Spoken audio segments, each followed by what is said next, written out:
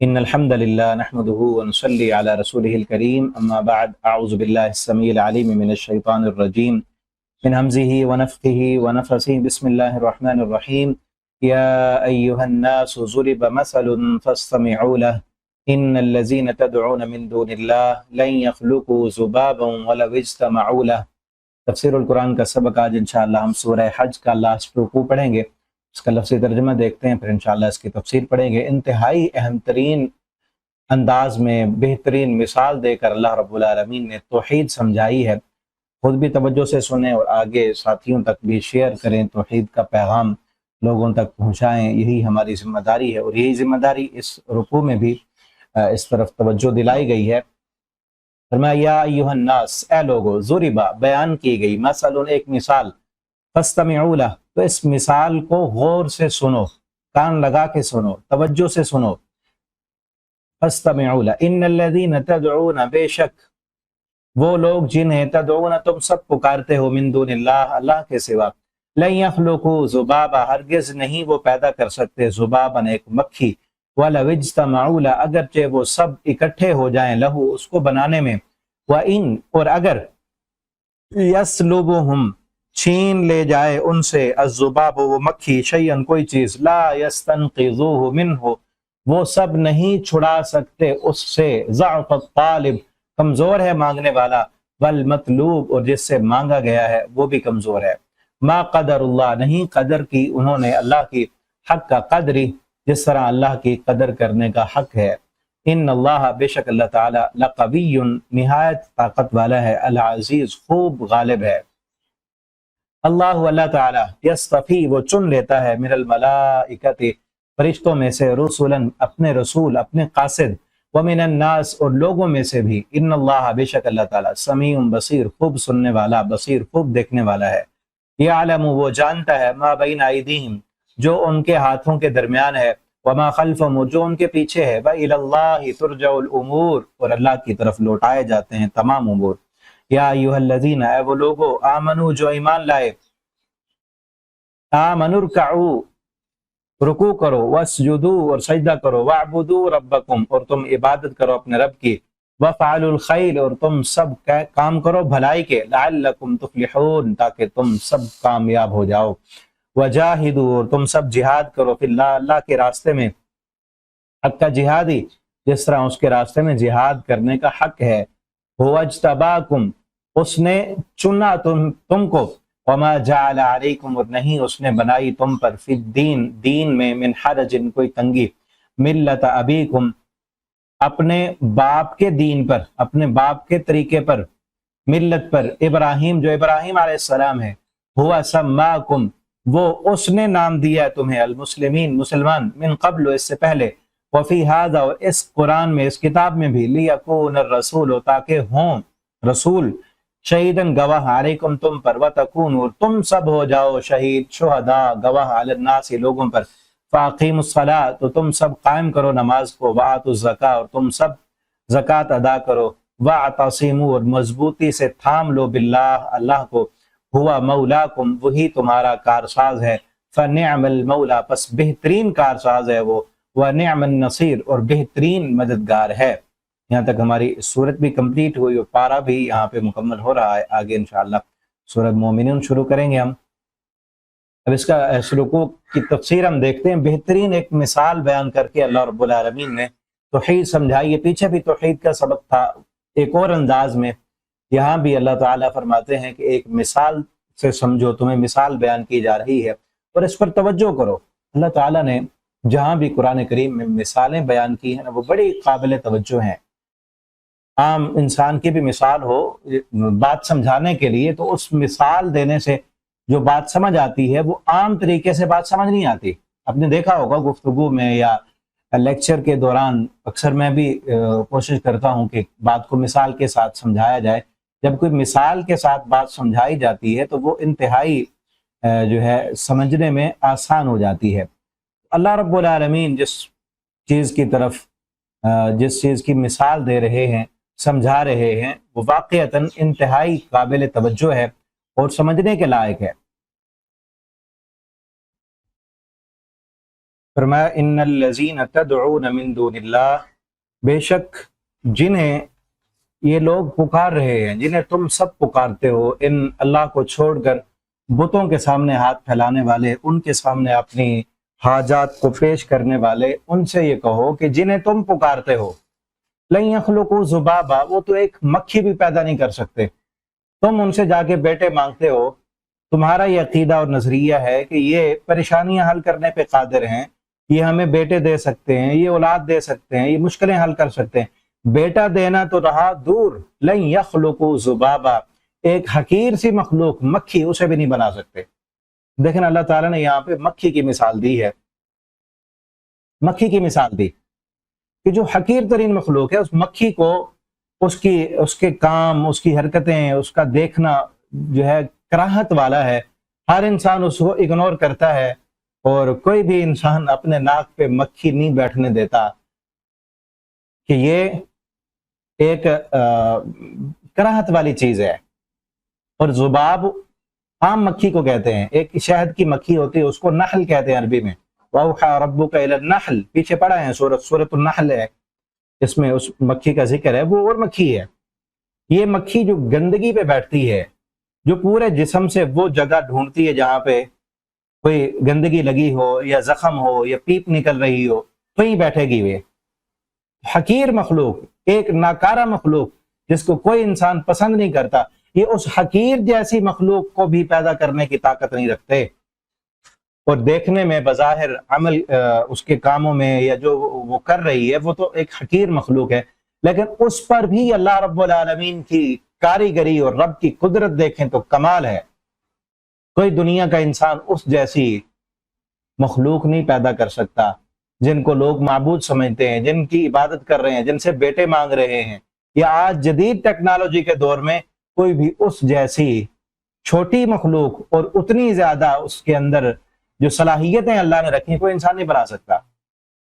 देखें, एक मक्खी जो है, इसकी तकरीबन 2 से 2.5 माह इसकी उम्र होती है, और इस उम्र में 600 से 1000 तक ये अंडे देती है। और मक्खी के एक अंडे में तकरीबन 12 घंटे के दरमियान जो है वो उसका बच्चा पैदा हो जाता है। यानी तुम सारे के सारे मिल जाओ, वाला विज्तमा, अल्लाह फरमाते तुम सब इकट्ठे हो जाओ, छोटे बड़े पहले बाद वाले सब जमा हो जाओ, तो सारी सलाहियतें ताकतें मिला लो, तब भी एक मक्खी नहीं बना सकते। और अल्लाह रब्बुल आलमीन एक मक्खी से हजारों मक्खियां बना देते हैं, और आधे दिन में। और उस मक्खी की ये जो उड़ती है, परों की जो इसकी हरकत है, आज साइंस ने रिसर्च की है, इस मक्खी के परों की जो हरकत है, 1 सेकंड में 500 मरतबा ये हरकत करती है। 1 सेकंड के अंदर कितनी तेज हरकत है, दुनिया की कोई मशीन इतनी तेज हरकत नहीं कर सकती। अगर कोई करे भी सही तो मशीन जल जाएगी, इतनी तेज हरकत। हम देखें, हम अपने हाथों को इतना हरकत दें, पहले तो कर ही नहीं सकते। 1 मिनट में भी हम 500 मरतबा हरकत दें, फिर देखें हशर क्या होता है हमारे बाजू का, और वो थकती नहीं। अल्लाह की कमाल कुदरत है। और पर भी कितने बारीक से, बिल्कुल जो है वो कागज से भी ज्यादा बारीक हैं। और उसको आंखें जो अल्लाह ने दी हैं, बड़े उसमें जो है लेंस हैं, और कमाल की उसकी नजर है, बहुत इंसान से ज्यादा जो है चीजें वो देख सकती है। आंख उसकी बाहर निकली है ना, तो आगे पीछे देखती है, इसलिए आसानी से वो काबू में नहीं आती मक्खी। और जब वो उड़ती है, जाकर बैठती है किसी जगह पर, किसी खाने पर, तो सेकंड से भी पहले उस खाने को उठाते ही जिस्म में डालने से पहले हजम कर लेती है। हजम करके बाकी जानवर जितने भी हैं पेट में डालते हैं, फिर हजम करते हैं। मक्खी पहले हजम करती है, फिर अंदर डालती है। इसीलिए अल्लाह आगे फरमा रहे हैं, मक्खी बनाना तो दूर की बात है, यस्लुबहुमुज़्ज़ुबाबु शैया, अगर मक्खी कोई चीज छीन कर ले जाए इनसे, ला यस्तनक़िज़ूहु मिन्हु, तो उस मक्खी से ये छीनी हुई चीज वापस भी नहीं छुड़ा सकते, वापस भी नहीं ले सकते। कैसे वापस लेंगे? बाज तो अगर पेट में डालें तो पेट काट के वापस ली जा सकती है, जिसने सेकंड में ही हजम करके अंदर डाली है चीज, उसको कैसे वापस लाएंगे? वापस ला नहीं सकते, ताकत ही नहीं। अल्लाह की कमाल कुदरत है। तो उस रब को छोड़कर तुम इनको बुलाते हो, इनसे मांगते हो जो एक मक्खी भी नहीं बना सकते। अब देखें ना, 2 चीजें हैं जिनको अल्लाह ताला बार बार कुरान में भी बयान करते हैं कि जिनको तुम पुकारते हो, جن کو تم معبود اور مشکل کشا سمجھتے ہو، نہ یہ نفع دے سکتے ہیں نہ یہ نقصان دے سکتے ہیں۔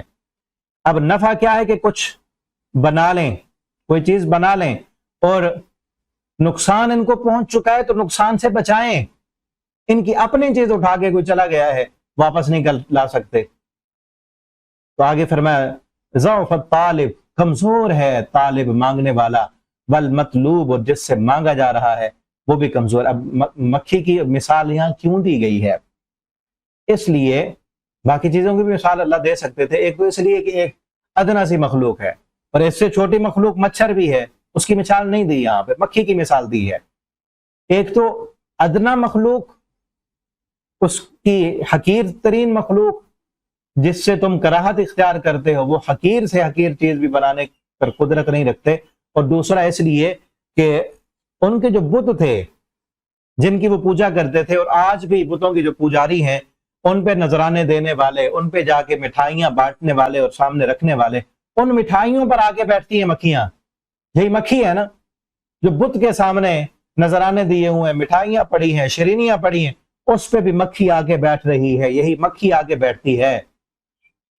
تو وہ بت اس مکھی کو اس جیسی مخلوق نہیں بنا سکتے، اور آ کر بیٹھ جائے مکھی، اس کو اڑا بھی نہیں سکتے۔ ان کی مٹھائی سے، ان کے کھانے سے کوئی چیز مکھی اٹھا لے تو اس کو واپس بھی نہیں لا سکتے، کیونکہ ریلیٹڈ تھی نا مثال، یہ مخلوق اس کے ساتھ ریلیٹ کرتی ہے، تو اس لیے اس مکھی کی مثال دی گئی ہے۔ اور یہاں پر یہی کہا ضعف الطالب، مانگنے والا، یعنی اس کے نا تین مطلب ہیں، ضعف الطالب والمطلوب کے توجہ کریں گے تو سمجھ آئے گی۔ تین مفہوم اس کے بیان کیے مفسرین نے۔ ایک مفہوم یہ ہے کہ ضعف الطالب، مانگنے والا، یعنی مکھی اٹھا کر اڑ گئی، مکھی اٹھا کر اڑ گئی تو اب اس مکھی سے مطالبہ، طالب کا معنی مانگنے والا، طلب کرنے والا، وہ اگر وہ بت مانگتا ہے اس مکھی سے تو ضعفہ، وہ بھی کمزور ہے، وہ مانگ ہی نہیں سکتا۔ کیسے مانگے گا؟ وہ تو نہ ہاتھ ہلا سکتا ہے، نہ بول سکتا ہے، نہ اس کے پاس صلاحیت ہے۔ وہ بت، طالب سے مراد وہ بت ہے، اور مطلوب سے مراد جس سے مانگا گیا وہ مکھی بھی کمزور ہے، وہ مکھی بھی۔ اور اس کا ایک الٹ بھی، دوسرا مطلب اس کا الٹ ہے کہ ضعف الطالب، مانگنے والا، طالب سے مراد وہ مکھی آ کر جو بیٹھی ہے وہاں سے اس کے کھانے سے لے رہی ہے، یعنی اس بت کے کھانے سے لے رہی ہے نا، یہ مکھی بھی کمزور ہے۔ والمطلوب، اور جس سے لے رہی ہے، جس بت کے سامنے سے لے رہی ہے، وہ بھی کمزور ہے۔ یعنی پہلے معنی میں مراد طالب سے مراد بت، اور مطلوب سے مراد مکھی۔ دوسرا معنی طالب سے مراد مکھی، اور مطلوب سے مراد وہ بت جس کے سامنے شرینیاں پڑی ہیں۔ اور اگلا مفہوم جو اس سے بھی زیادہ سمجھنے کے لائق ہے، تینوں مفہوم ہی ٹھیک ہے۔ تیسرا مفہوم یہ ہے کہ طالب سے مراد بت کا پجاری، جس بت کے سامنے آ کے وہ ہاتھ پھیلاتا ہے، بت سے مانگ رہا ہے، غیر اللہ کس کے سامنے سجدے کر رہا ہے، اس سے بیٹے مانگتا ہے، پریشانیاں ٹالنے کی جو ہے فریادیں کرتا ہے، یہ طالب سے مراد یہ مانگنے والا، بت کا پجاری، مشرک، یہ بھی کمزور ہے۔ والمطلوب، اور جس بت سے مانگ رہا ہے وہ بھی کمزور ہے۔ دونوں کمزور ہیں، دونوں کے پاس کوئی طاقت نہیں ہے، کوئی صلاحیت نہیں ہے۔ تو کتنے احسن انداز میں اللہ رب العالمین نے سمجھایا ہے کہ جن سے تم مانگتے ہو ان کے پاس تو اتنی طاقت، اتنی صلاحیت نہیں ہے کہ ایک مکھی بنا سکیں، تمہیں بیٹے کیسے دے سکتے ہیں؟ آگے اللہ نے کیا کہا؟ ما قدر اللہ حق قدری، کس قدر انسان نا قدرہ ہے کہ اس رب کی قدر نہیں کی جس نے ایک کمزور سی مخلوق، حقیر ترین مخلوق، اس میں بھی کتنی قدرت کے شاہکار رکھ دیے ہیں، اس کی قدر نہیں کی۔ یہ نا قدری کی انتہا ہے کہ انسان یہ کہے کہ میرا رب میری نہیں سنتا، بغیر واسطے کی نہیں سنتا، اور پھر یہ کہے کہ آج کس قدر نا قدری کی جا رہی ہے ہمارے کلمہ پڑھنے والوں میں، کہ انسان کلمہ بھی پڑھتا ہے، لا الہ الا اللہ بھی کہتا ہے، اپنے آپ کو مسلمان بھی کہتا ہے، اور پھر یہ عقیدہ اور نظریہ بھی ہے میرا رب میری نہیں سنتا، یا میرا رب بغیر واسطے کے نہیں سنتا، جب تک میں واسطے کے ذریعے سے نہ پکاروں تو میرا رب میری نہیں سنے گا۔ اور سورہ زمر میں اللہ فرماتے ہیں وَمَا قَدَرُ اللَّهَ حَقَّ قَدْرِهِ وَالْأَرْضُ جَمِيعًا قَبْضَتُهُ يَوْمَ الْقِيَامَةِ، کہ ان لوگوں نے اللہ کی قدر نہیں کی، اور اللہ رب العالمین کی ذات وہ ہے کہ وَالْأَرْضُ جَمِيعًا وَالسَّمَاوَاتُ مَطْوِيَّاتٌ بِيَمِينِهِ، اور قیامت کے دن اللہ رب العالمین ساتوں آسمانوں کو لپیٹ دیں گے، زمین بھی اور آسمان بھی اللہ رب العالمین کی مٹھی میں ہوں گے۔ मा कदर, यहाँ भी फरमाया मा कदर अल्लाह हक़ कदरी, इन लोगों ने अल्लाह की कदर पहचानी ही नहीं। बेशक अल्लाह ताला तो लक़वियुन अज़ीज, निहायत ताकत वाला है, खूब गलबे वाला है। कि ये मक्खी बनाना, अल्लाह की मखलूक तो बेशुमार है, हर चीज में रब का शाहकार नजर आता है।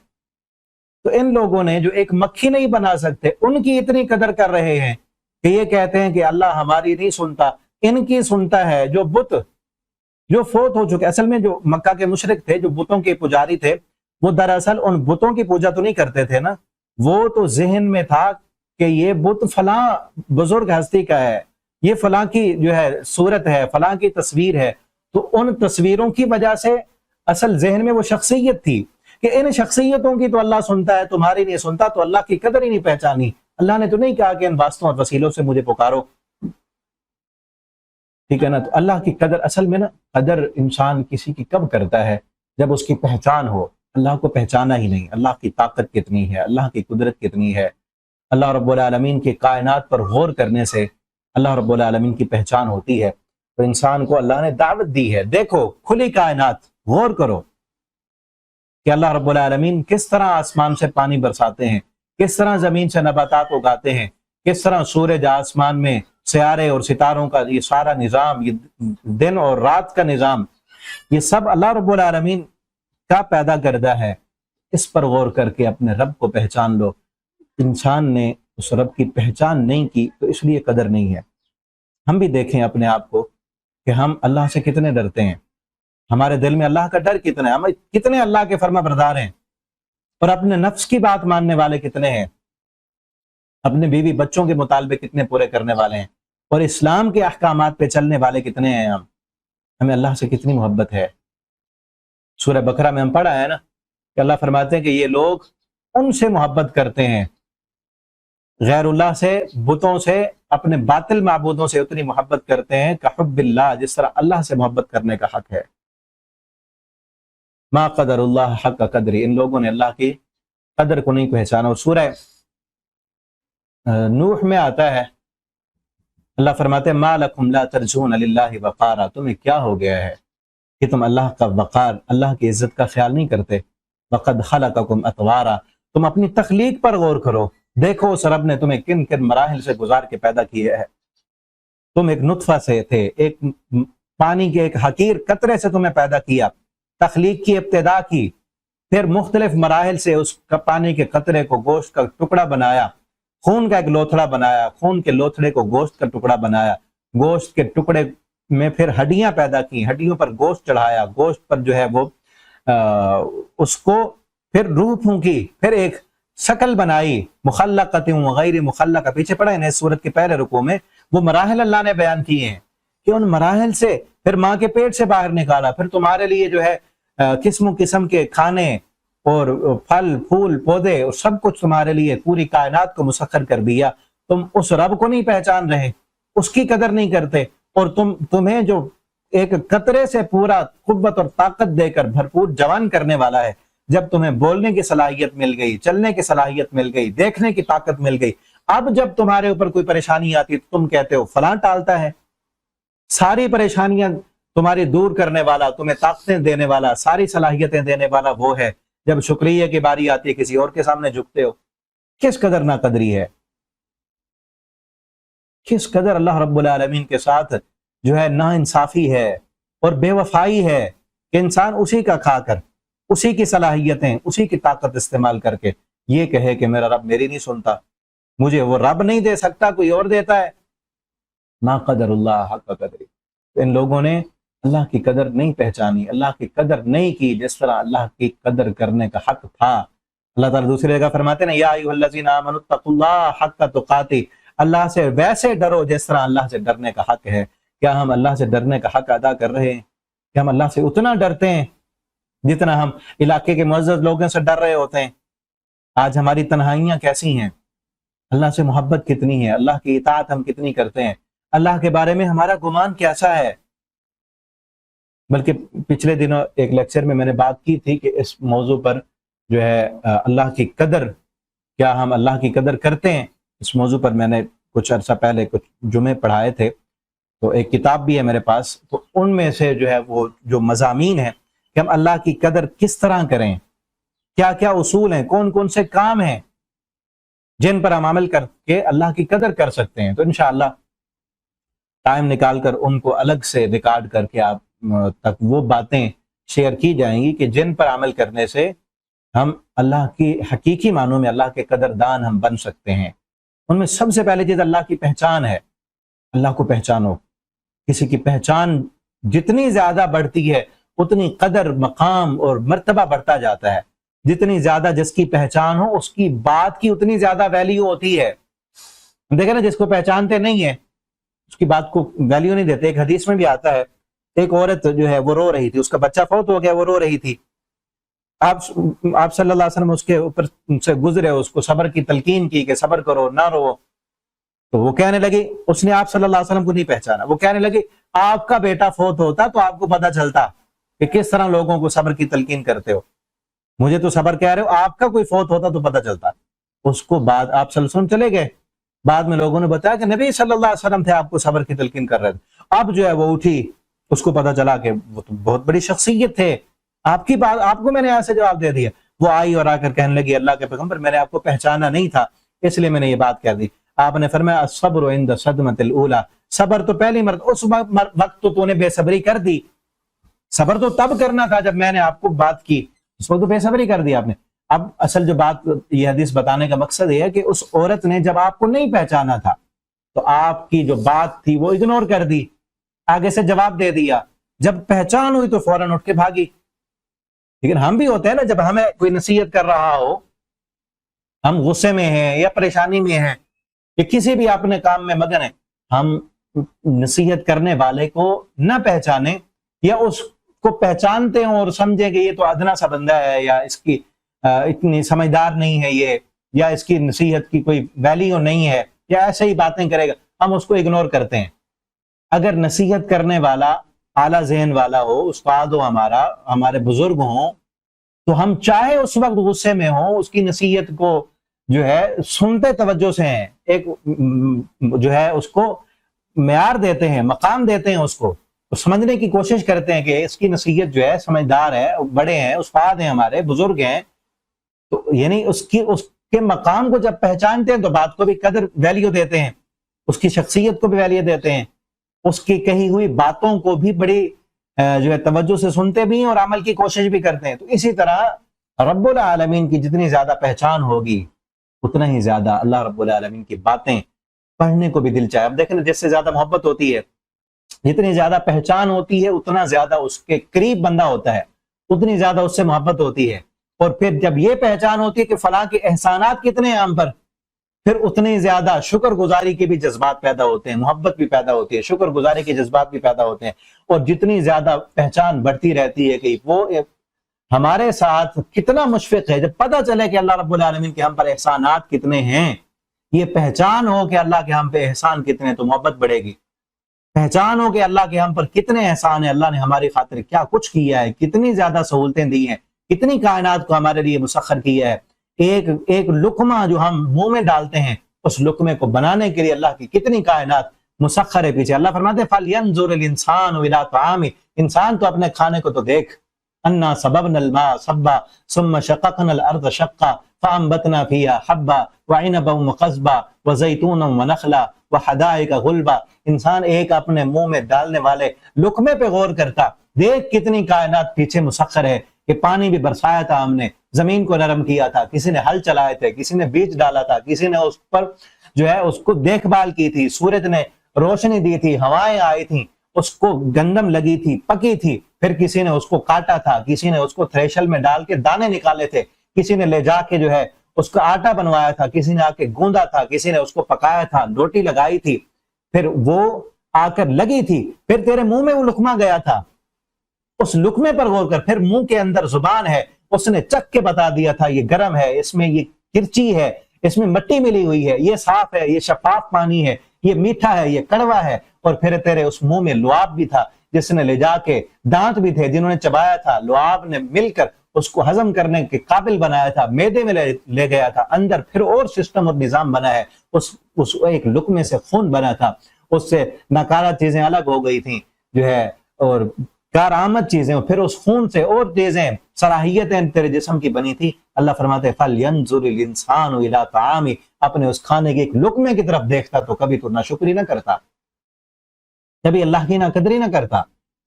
میں یہ بتا رہا تھا جب پتہ چلے انسان کو کہ میرے اوپر اللہ کے کتنے انعامات ہیں تو انسان کی محبت بھی اللہ کے ساتھ بڑھتی ہے، شکر گزاری کے جذبات بھی بڑھتے ہیں، اور جب پہچان ہو جائے رب کی کہ میرے لیے اس رب نے کتنی جو ہے کائنات کو مسخر کر رکھا ہے، میرے لیے کتنی اللہ رب العالمین نے احسانات کیے ہیں میرے اوپر، پھر انسان اللہ کے بارے میں کبھی بدگمان بھی نہیں ہوتا۔ جس رب نے آج تک دی ہے وہ آگے نہیں دے گا، جس رب نے اتنی صلاحیتیں دی ہیں وہ آگے بھی دے گا، جس رب نے آج تک بھوکا نہیں سلایا وہ آگے بھی میرے رزق بندوبست کر دے گا، جس رب نے میں ماں کے پیٹ میں تھا میرے رب نے میرے لیے وہاں بھی انتظام کیا، جو چیز مجھے ضرورت تھی وہ رب آگے بھی دے گا، وہ آگے مشکلات نہیں پیدا کر دے گا، وہ انسان پھر رب کا فرما بردار بنتا ہے۔ تو انشاءاللہ کوشش کریں گے وہ باتیں بھی الگ سے ریکارڈ کر کے آپ تک پہنچائیں کہ کن کن چیزوں کو پر عمل کرنے کی یا توجہ دینے کی ہمیں ضرورت ہے۔ ان اللہ لقوی عزیز، فرمایا اللہ تعالیٰ نہایت قوت والے ہیں، خوب غلبے والے ہیں۔ اللہ یستفی من الملائکہ، اللہ تعالیٰ چن لیتے ہیں ملائکہ میں سے اپنے رسول اور قاصد بناتے ہیں، ومن الناس، لوگوں انسانوں میں سے بھی، رسولوں میں سے، فرشتوں میں سے بھی ہیں اللہ رب العالمین کے پیغام پہنچانے والے، جس طرح جبریل امین تمام انبیاء پر وحی نازل کرنے والے ہیں، اور رسولوں میں سے اللہ تعالیٰ جسے چاہتے ہیں اپنے پیغام لوگوں تک پہنچانے کے لیے چن لیتے ہیں، اور اللہ خوب سننے والے ہیں، جو تم کرتے ہو، جو تم بولتے ہو، جہاں تم جاتے ہو خوب دیکھتے ہیں اس کو، اللہ تعالیٰ جانتے ہیں جو تمہارے آگے ہے، یعنی مستقبل میں تم نے کیا کرنا ہے اللہ کو خوب پتہ ہے، وما خلفہم، تم پہلے کیا کر چکے ہو اللہ کو پتہ، ہم نہ اپنے مستقبل کے بارے میں جانتے ہیں، اور سابقہ ماضی بھی بھول چکے ہیں، ہم اکثر باتیں ہم بھول چکے، جو یاد ہیں وہ بھی پرانی ہو جائیں گی، پر ایک وقت آئے گا کہ وہ بھی ہمیں بھول جائیں گی، لیکن اللہ رب العالمین ہر چیز کو جاننے والے، دیکھنے والے ہیں۔ یعلم ما بین ایدیہم وما خلفہم وإلی اللہ ترجع الامور، اور اللہ کی طرف ہی تمام معاملات لوٹائے جاتے ہیں، تو اس لیے ہمیں چاہیے اللہ کی طرف لوٹ جائیں اپنے جب تمام معاملات اللہ کی طرف لوٹائے جاتے ہیں، ہم اپنے معاملے اللہ کی طرف کیوں نہ لوٹائیں؟ ہم اپنے پریشانی لوگوں کے سامنے کیوں پیش کرتے ہیں؟ کیوں دنیا داروں سے مطالبہ کرتے ہیں کہ ہماری یہ پریشانی حل کر دو، یہ فلاں مسئلہ ہمارا حل کروا دو، ہمارے آپس کے اختلافات ہوئے ہیں، کسی سے کیوں کہیں کہ وہ حل کروا دے؟ رب سے کیوں نہ کہیں؟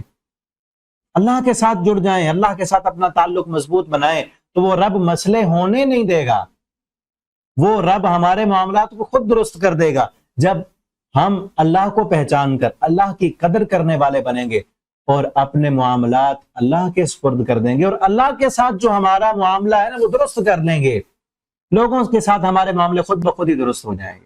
یاد رکھیں یہ بات یاد رکھنے کی ہے، جب ہم اللہ کے ساتھ اپنا معاملہ درست کر لیں گے تو لوگوں کے ساتھ ہمارے معاملات خود بخود درست ہو جائیں گے۔ اللہ کے ساتھ ہمارا معاملہ درست نہیں ہوتا نا تو لوگوں کے ساتھ معاملات الجھتے رہتے ہیں۔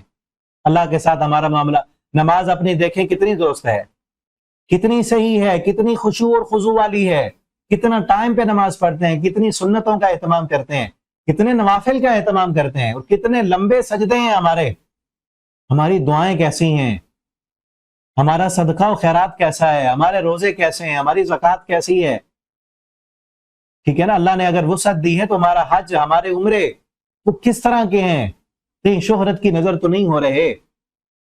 اللہ کے ساتھ اگر معاملات درست ہو جائیں، دنیا والوں کے ساتھ معاملے اللہ خود درست کر دیں گے، اللہ کی طرف ہی تمام معاملات لوٹائے جاتے ہیں، تو اس رب کے ساتھ اپنا معاملہ درست کریں، سارے معاملے وہ درست کر دے گا۔ آگے وہی فرمایا کہ انسانوں اپنے رب کے ساتھ جب سارے معاملے رب کی طرف لوٹائے جاتے ہیں تو اپنے رب کے ساتھ اپنا معاملہ درست کر لو۔ یا ایھا الذین آمنوا، اے وہ لوگوں جو ایمان لے، ارکعوا واسجدوا واعبدوا، رکوع کرو اپنے رب کے سامنے، سجدہ کرو اپنے رب کو، لمبے رکوع کرو، لمبے سجدے کرو، اپنے رب کی عبادت کرو۔ اور پھر آگے ایک جامع لفظ بولا، وفعلوا الخیر، بھلائی کے سارے کام کرو، جو بھی کام ہے، کوئی بھی کام نیکی کا اللہ کو راضی کرنے والا ہے نا وہ کر گزرو۔ کیوں؟ لعلکم تفلحون، تاکہ تم کامیاب ہو جاؤ۔ اگر کامیابی چاہیے دنیا میں آخرت میں تو وہ کامیابی ڈگریاں لینے میں نہیں ہے۔ آج تو ہم یہ سمجھتے ہیں کہ بڑی ڈگری مل گئی، فلاں جگہ رشتہ ہو گیا، بڑی کوٹھی مل گئی، بنگلہ مل گیا، سیاست میں مقام بن گیا یا باہر کی کسی کنٹری میں جا کے ہم جو ہے سیٹل ہو گئے، اولاد سیٹل ہو گئی، یا جو ہے نام اور شہرت مل گئی، تو یہ کامیابی، اللہ فرماتے ہیں یہ کامیابی نہیں ہے۔ اصل کامیابی کیا ہے؟ من زحزح عن النار وادخل الجنت فقد فاز، جو بندہ جہنم سے بچا لیا گیا، جنت کا داخلہ مل گیا، اصل کامیاب تو وہ ہے۔ اور وہ کامیابی کس سے ملے گی؟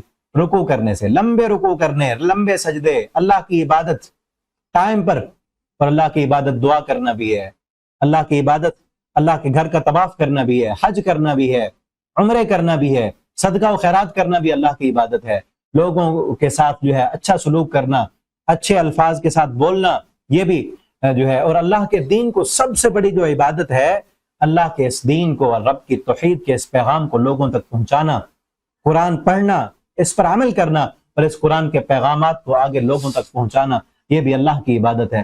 وَفْعَلُ الْخَيْرُ، اور تمام نیکی کے اللہ کو راضی کرنے والے کام کر گزرو، لَعَلَّكُمْ تُفْلِحُونَ، تاکہ تم کامیاب ہو سکو۔ اصل کامیابی ان کاموں میں ہے۔ وَجَاهِدُوا فِي اللَّهِ، اور جہاد کرو، کوشش کرو، جد و جہد کرو اللہ کے راستے میں، حق کا جہادی، جس طرح رب کو منانے میں اور اللہ رب العالمین کو راضی کرنے کا حق ہے، وہ کر گزرو، اللہ کو راضی کرو، اور اللہ رب العالمین کے تم فرما بردار بن جاؤ۔ وَجَاهِدُوا فِي اللَّهِ، اور تم سب جہاد کرو اللہ کے راستے میں، حق کا جہادی، جس طرح اللہ کے راستے میں جہاد کرنے کا اور اللہ کے راستے میں کوشش کرنے کا حق ہے۔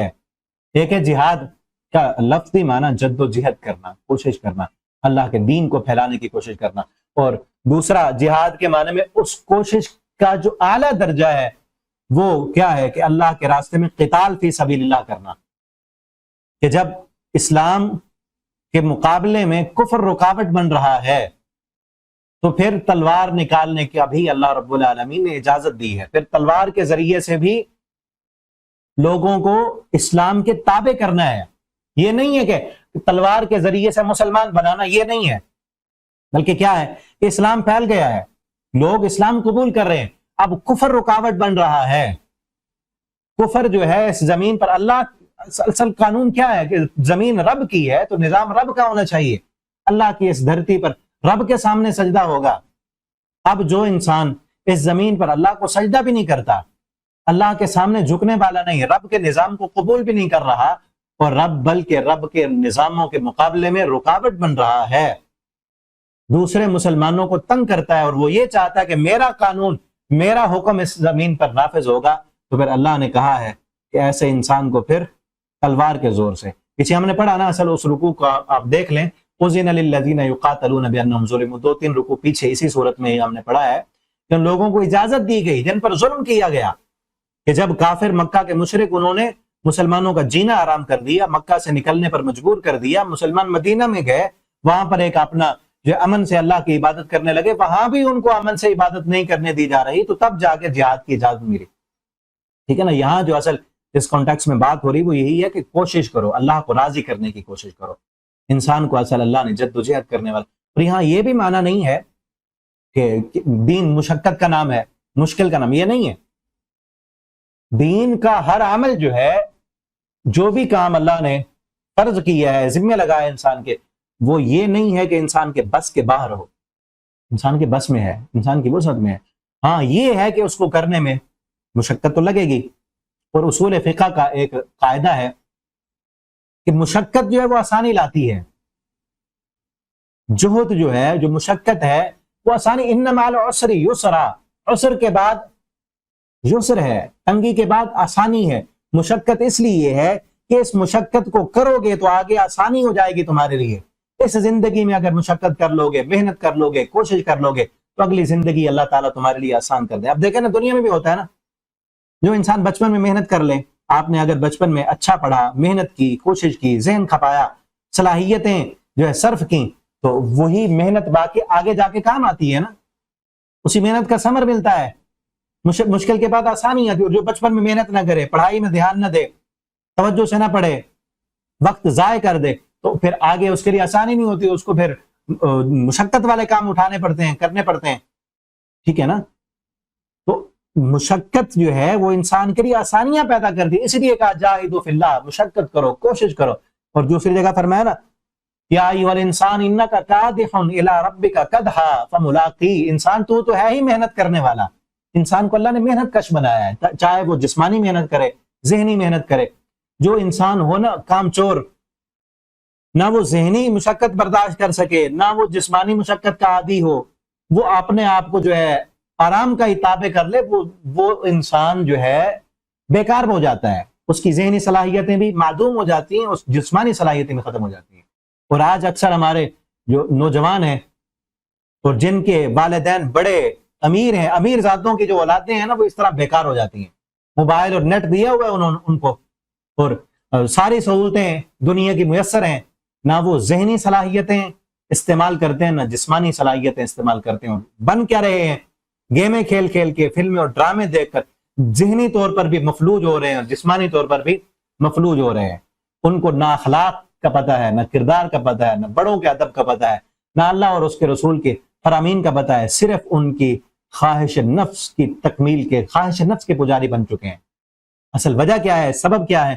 کہ جو صلاحیتیں دے کر اللہ نے اس دنیا میں بھیجا تھا، ان صلاحیتوں کو ویسا استعمال ہی نہیں کیا، تو مفلوج ہو گئی صلاحیتیں۔ تو ہمیں بھی چاہیے کہ ہم اپنی صلاحیتوں کا استعمال کرتے رہیں، اور سب سے بہترین صلاحیتوں کا استعمال یہ ہے کہ اللہ کی دی ہوئی ان صلاحیتوں کو رب کی خاطر استعمال کریں۔ اللہ نے ذہن دیا ہے، اللہ نے ذہنی صلاحیتیں دی ہیں، جسمانی صلاحیتیں دی ہیں، گفتگو کی، دیکھنے کی، غور و فکر کرنے کی، تو اس کو رب کی پہچان میں ما قدر اللہ حق قدری، ویسے نہ بنے ہم، اللہ کی قدر کو پہچانیں، اللہ کی کائنات پر غور کریں، رب کو پہچانیں، اللہ کے ساتھ محبت کرنے والے بنیں، اور غور و فکر کر کے اس غور و فکر کو اللہ نے گفتگو کی صلاحیت دی ہے تو دوسروں کو دعوت دیں اور بلائیں اللہ کی طرف بلائیں، اللہ کی پہچان کرائیں، ان کو، لوگوں کو قرآن کی طرف بلائیں، قرآن کو پڑھیں، قرآن پڑھنے میں صلاحیتیں صرف کریں، قرآن پر غور و فکر کرنے میں اپنی صلاحیتوں کو صرف کریں، اپنے ٹائم کو، اپنی ذہنی اور جسمانی صلاحیتوں کو، تاکہ کامیاب ہو سکیں۔ وفعل الخیر، یہ نیکی کے کام ہیں یہ سارے۔ وجاہدوا فی اللہ حق جہادی، اصل جہاد اور جد و جہد کوشش یہ واجتباکم، اللہ نے چن لیا تم کو۔ ہاں، وما جعل علیکم فی الدین من حرج، اللہ نے دین میں کوئی تنگی نہیں رکھی۔ وہی بات جو ابھی میں نے کر دی کہ دین کے وہ کوئی کام ایسا نہیں ہے جو انسان کی صلاحیت میں نہ ہو، انسان کے بس میں نہ ہو۔ ہر دین کا حکم انسان کے بس میں ہے، انسان کر سکتا ہے اس کو۔ اللہ نے کوئی حرج نہیں بنا۔ ملت ابیکم، تمہارے باپ کا دین، ملت ابیکم ابراہیم، تمہارا باپ اصل ابراہیم علیہ السلام تھے۔ بعد والے کیونکہ یہودی بھی اپنے آپ کو، عیسائی بھی اپنے آپ کو ابراہیمی کہتے تھے، اور اللہ نے فرمایا ابراہیم علیہ السلام تو مسلمان تھے، وَسَمَّاكُمْ، انہوں نے تمہارا نام مسلمان رکھا ہے، انہوں نے دعا کی تھی مسلمین علاقہ، اللہ میں تیرا فرما بردار، اللہ مجھے مسلمان بنا دے اور میری اولاد کو بھی، من ذریتک امۃ مسلمۃ لک، اس نے تمہارا نام مسلمان رکھا۔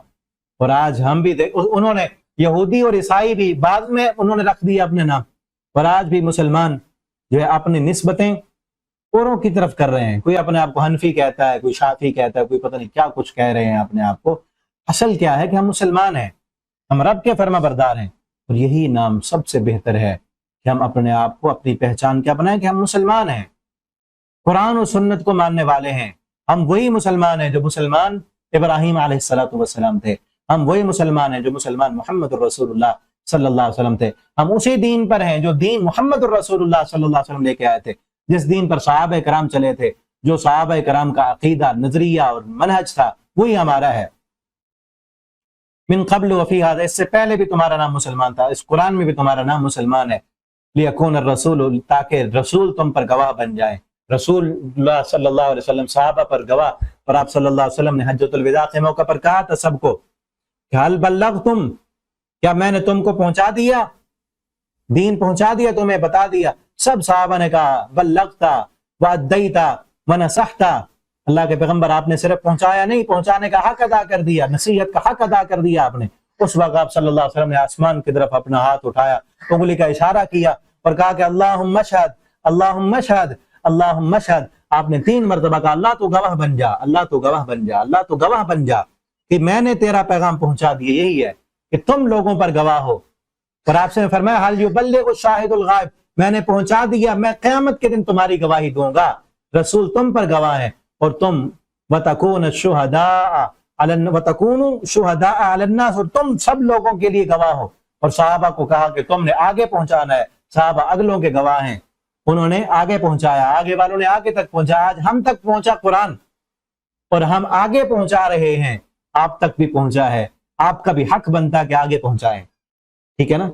یہ گواہیاں ہیں، ایک بندے نے دوسرے کو پڑھا دیا، پہنچا دیا، آپ تک بات پہنچ گئی، تو آپ پر حجت تمام ہو گئی کہ آپ تک دین پہنچا، قرآن کا پیغام پہنچا۔ اور پچھلے دنوں ہم جامع میں بھی پڑھاتا ہوں نا میں، تو مشکات میں ہم نے ایک حدیث پڑھی، یہ 2 دن پہلے ایک حدیث کتاب الایمان میں نبی کریم صلی اللہ علیہ وسلم نے فرمایا قیامت کے قریب کوئی گھر ایسا نہیں رہے گا، ودر ولا وبر، نہ وہ دیہات میں ہے چاہے شہر میں ہے، چاہے وہاں سہولتیں ہیں نہیں ہے، ہر گھر میں قیامت سے پہلے دین پہنچے گا۔ اور آج اس نیٹ کی سہولت سے، اس جدید ترین سہولیات کے ذریعے دین ہر گھر میں پہنچ چکا ہے، قرآن کا پیغام گھر گھر تک پہنچ چکا ہے، تو حجتیں تمام ہو گئی نا۔ نبی کریم صلی اللہ علیہ وسلم نے پیشین گوئی دی تھی قیامت سے پہلے ہر گھر میں قرآن کا پیغام پہنچے گا، دین کا پیغام پہنچے گا، اللہ تعالیٰ پہنچائیں گے، یہ رب کی ذمہ داری ہے، اللہ نے پہنچانا ہے۔ جہاں تک پہنچ گیا پیغام، چاہے نیٹ کے ذریعے سے، موبائل کے ذریعے، یوٹیوب کے ذریعے، فیس بک کے ذریعے، یا جو ہے ویب چینل کے ذریعے ہو، چاہے جو ہے دوسرے چینلز کے ذریعے سے ہو، پہنچ گیا پیغام، تو حجتیں تمام ہو گئیں، ٹھیک ہے نا؟ تو نبی صلی اللہ علیہ وسلم نے پہنچایا، آگے صحابہ نے پہنچایا، آج ہم تک پہنچا، تو حکم کیا ہے؟ اقیم الصلاۃ، نماز قائم کرو، زکوٰۃ ادا کرو، واعتصموا باللہ، اور اللہ کو مضبوطی سے تھام لو، اپنا تعلق رب کے ساتھ جوڑ لو، وہی تمہارا کارساز ہے، وہی تمہارا دوست ہے، فنعم المولا، بہت ہی اچھا وہ دوست ہے، ونعم النصیر، بہترین وہ مددگار ہے۔ تو اپنا تعلق اپنے رب کے ساتھ جوڑیں۔ اللہ رب العالمین سے دعا ہے اللہ تعالی ہمیں ان باتوں پہ عمل کرنے کی توفیق دیں، اللہ ہمیں اپنا تعلق اپنی ذات کے ساتھ جوڑنے کی توفیق عطا فرمائے، اللہ ہمیں اپنی پہچان کرنے کی توفیق دیں۔ وہ پہچان کب ہوگی؟ قرآن پڑھنے سے، اس پر عمل کرنے سے، اس پر غور و فکر کرنے سے۔ بارک اللہ لی ولکم فی القرآن العظیم ونفعنی وإیاکم فی الآیات والذکر الحکیم۔ والسلام علیکم ورحمۃ اللہ وبرکاتہ۔